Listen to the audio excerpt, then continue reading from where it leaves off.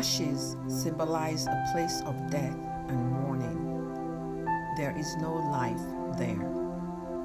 In some cultures, mourners sit among the ashes until their time of mourning is over.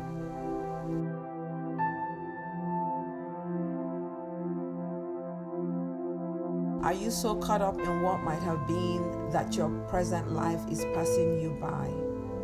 Do you live in regret of a past that you cannot change? Then it is time to get up, pick up your mat, and walk. This was the command that Jesus gave to the man who had been lying beside the pool of Bethesda for 38 years.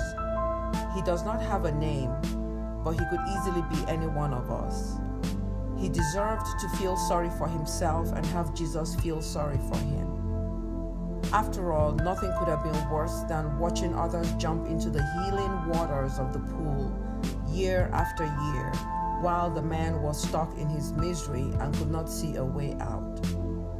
As soon as Jesus encountered him, all he asked the man was, "Would you like to get well?" Why did Jesus ask a sick man if he wanted to get well? Wasn't that an obvious question?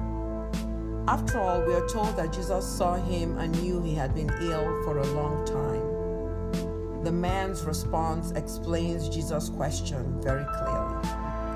He responded with the excuses many of us use in our own lives.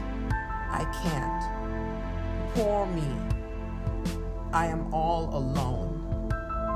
Nobody loves me. Nobody wants to help me.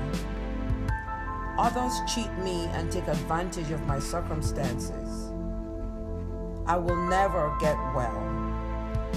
My situation is going to last forever. But Jesus simply responded, "Get up, pick up your mat, and walk." Jesus was a compassionate man because he had extended compassion to others in different circumstances.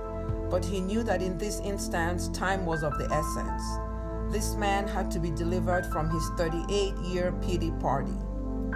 Furthermore, his healing had to be tied to his obedience. We know that he got up, picked up his mat, and walked.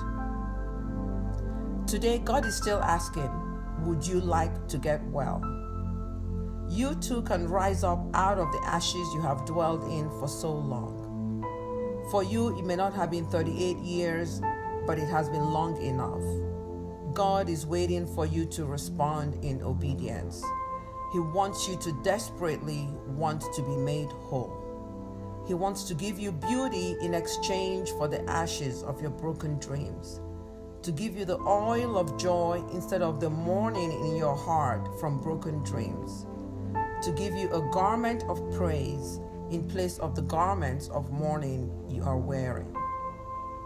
So, do not despise the day of small beginnings. You can begin today. Today, if you hear his voice, do not harden your heart. You do not want to wake up 38 years from now and realize that you forgot to live. Selah.